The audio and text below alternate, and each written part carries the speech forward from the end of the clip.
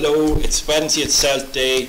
Damien here with Thomas Lyons and Damien Donohoe, and we're just going to have a brief run through this week's paper. It's absolutely chock-a-block as always. Really proud of this one. On the front page, we've got pretty moving story. It's a petition to save family from deportation. We're going to have a wee chat about that in a wee minute. And there's the off lead on the front is about the Quinn's case, Quinn Settle IBRC case. There's extensive coverage inside. Mary Carlin covered that for us up in the courts. And page 3, we've got Coot Hill cyclist knocked out by Argos catalogue. Don't know what more you can say about that. It's insane. Can't imagine getting hit. It's actually good. It'd be pretty sore getting hit. Some weight to them. Oh, unreal. Imagine if you're going along and somebody throws it at you. It's your speed as well as the speed of the the flying catalogue. Yeah. All right. I thought it was just God like going through, seeing what. Dropped. Anyway.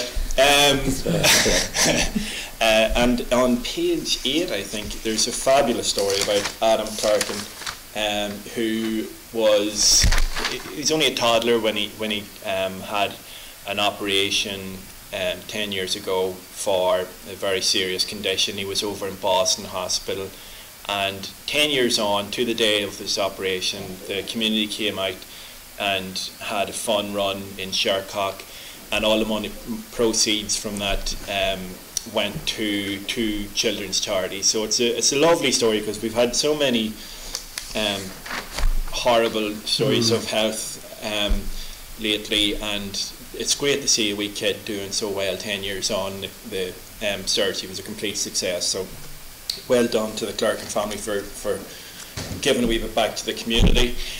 And then also we've got extensive coverage of the Brexit protests on Saturday. Sean was in Ahalean and Seamus was up at Belcoo, Black Lion, and they're really interesting piece in that. And also Thomas was talking to probably Cavan's greatest actor up there. Well, yeah, I'd say so. Yeah. Derv Licati. Well, there's a good bit, even going back into history, there's a good bit of competition. Go on, give us another one.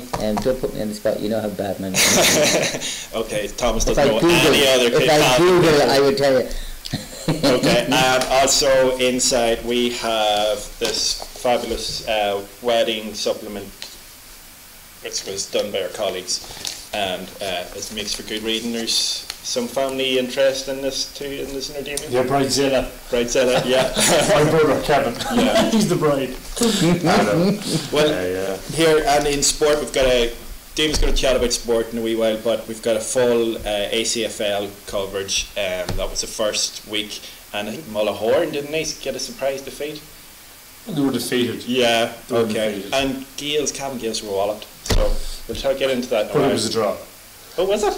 We'll move along. There's my thought. Controversy. Well, let's talk about the front page, Thomas. This is a really lovely human interest story, but it's bleak for the family now. It concerns Mohammed Basharat. He was talking to Seamus, and basically he's a Pakistan gentleman who has found himself eventually in Ireland after migrating via, I think he was somewhere in Malaysia and then England and Longford and now Cavan. Yeah. It's a real heart-rending story, because it's not just about Mohammed himself, it's about his family and all the family considerations that have brought him to this point. He has 2 beautiful daughters, you can see them on the front page, and they both have undergone cochlear implants because they're hearing impaired. And one of the concerns that Mohammed is raising is the fact that they've had these procedures, but now for ongoing treatment, that in order for it to be there, that is all going to be removed if they're returned to their native country. The essence of the story is that they've been served with a deportation order, so as far as the state's concerned, they don't have a legal right to be here, and so they have to return to Pakistan. And there seems to be an acceptance, on the part of the Basharats that yes, to the letter of the law, there is merit to what the state's saying, but they're appealing from a humanitarian point of view. And you can imagine, an official up in Dublin who probably hasn't met them, is I'm sure a lovely human being going through the forms and just going, well, they don't meet this criteria, they don't meet this criteria, you know, we're going to have to reject them and serve a deportation order. Yeah. You can see from the state's point of view when you're removed and objective. Yeah. To be objective, I think there's merit in that. There always has to be a human input into legislation. That legislation is absolute, but the application of legislation doesn't have to be absolute. You need a certain introduction of humanity. It's like the difference between when a law is imposed, the letter of the law and the spirit of the law. And I would say that perhaps on face value this may be one of those cases where a little bit of humanity and a little bit of application of the spirit of the law mightn't see the Bashirs deported. Okay, well, they've applied for a judicial review, or there's a judicial review, they've got leave to appeal. So that case will be coming up. We don't have a date for it yet, but in the meantime, Mohammed has started a petition. So he had a modest enough target initially. He was hoping to get maybe 3,000 signatures so that he could submit this to the court, saying, look, not only do we feel this way, but the community also agrees and they're supporting us. But since he only put it up in like 5 days, and they're very close to the 3,000 target if they've not hit it already, and so he's revised his target to 10,000. So if you're watching this and you agree that the kids will be better served in Ireland where they can receive the correct medical attention. The other issue is that they don't speak Urdu, so if they return to Pakistan and they're profoundly deaf, it's going to stunt their development trying to learn a language, which you can imagine the difficulty that they face.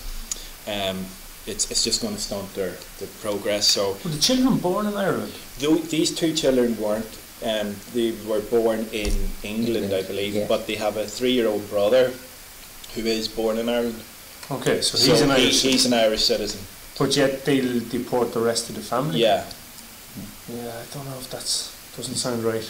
It doesn't, so Well, you may that- get your signature Yeah. petition. That anchor situation that you were talking about there, that was phased out, I'd say maybe 10, 12 years ago. But yet in America it still applies. But I think Trump's trying to revise that as Well, well. all the more reason why we shouldn't. Yeah. Well, there's so much in the paper, and from a news point of view, it's absolutely jam-packed. I mean, there's so much stuff that we couldn't fit in the paper that normally would be strong contenders for front page. But just to give you a flavour, the circuit court continues. Well, it continued up to last week, and there's some very, very serious cases covered in this. And just to give you a flavour of some of the headlines, just so that you can read this on your own. We don't really tend to chat about the court cases in this preview, but here's a sample. Attacked neighbour with nunchuck, and the subhead is Gardaí find hatchet hidden in defendant's trousers. Bonkers case. Like, it's crazy the stuff going on. Like, that's very serious attack on a gentleman.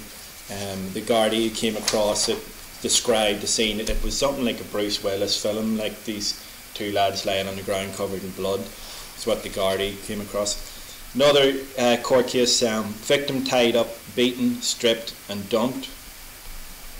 I don't know what to say about that. Threatened to kill neighbour, court hears. Cartman Crossman gets 6 months for assault. You get 6 months, it's quite a serious assault. Suspended sentence for stealing 18,000 from elderly relative. There's a lot of strong stories in the courts. So moving on to sport, we've got the ACFL's back up and running, and my knowledge of the club scenes only surpassed by Damien here. You weren't a million miles off, because the controversy that happened in Virginia between and Rammer is in the sports section. Interestingly enough, I had spoken to Paul about this, and he was saying, look, I reported the game and it was a 2-point win for Rammer by his calculations, but on the report he's put in what has been officially entered as 111 to 14 points. Now, there seems to be questions over what the halftime score was. And even though I spoke to a couple of Gales people since, and I was like saying, what do you think? Like, did he get the score wrong? And they said, yeah, I think he did get the score wrong. Who? The referee. The referee. But what they were saying was, with 5-6 minutes to go, we were being told by the referee there's a point in it. So we went for a point to equalise the game. As and we opposed could have to a gone goal. to goal. Yeah. So it becomes a whole different conundrum, you know. So Ramor outscored, by most accounts, outscored Cavan Gales. But Cavan Gales' defence on that is that, well, we would have gone for a goal instead of points. I can see their point. Because they were intent on a draw, is that it? Is that their rationale? That well, if you know you need a goal to win a game or to draw a game, you're going to try to get that goal. If you know you need a point to draw that game, you're going to get a point and hope you get to... Do you not keep a record of your own score? Yeah. And of course you do, but the referee scores the only one that counts. And from minute 1 to minute 70, you're trying to win a game, regardless of anything else. But you're trying to win a game from what position? If you're losing by 4 points, are you going to kick a point over? When you can create a goal chance or try to create a goal chance with 4 minutes to go, you're not. You're going to try to create a goal chance. Do you know how the referee's role between the first minute and the last minute isn't to tell teams what the score is. Now, human error, whatever. His team is to adjudicate and officiate and not to tell people what the score is. Are you telling me, though, if you were asked by the referee in a rugby match, what's the score, you say, no, not telling you? There have been occasions when I have, yeah. Oh, Jesus. Yeah. Well, then that does not surprise me. Yeah. That is just horrible. That's the type of referee I hate, that can't communicate. Well, look, it's a question of what's your role. Your role is there to officiate and to make sure the game goes on. It's not for keeping score for a team. Sure, but it's keeping score. They should and accurately. Absolutely, but they should have their own. They should. But they don't have a score. They didn't have a scoreboard. There was no scoreboard in the facility. And is that usual? No, it was broken. Okay. So it's and it was in Virginia. That's unfortunate. It is unfortunate, and usually what happens in those situations is that the scoreboard will say one thing and the referee will question it, and then at halftime it'll be. But that's all the more solved. reason to keep your own score and know what you're at. Well, you see, what happened actually, by some accounts, was that they went to the referee at halftime, the Ramor officials, and said, "We have it 8-6," and he said, "No, I have it 7-7." But why would they even say that? How would they know?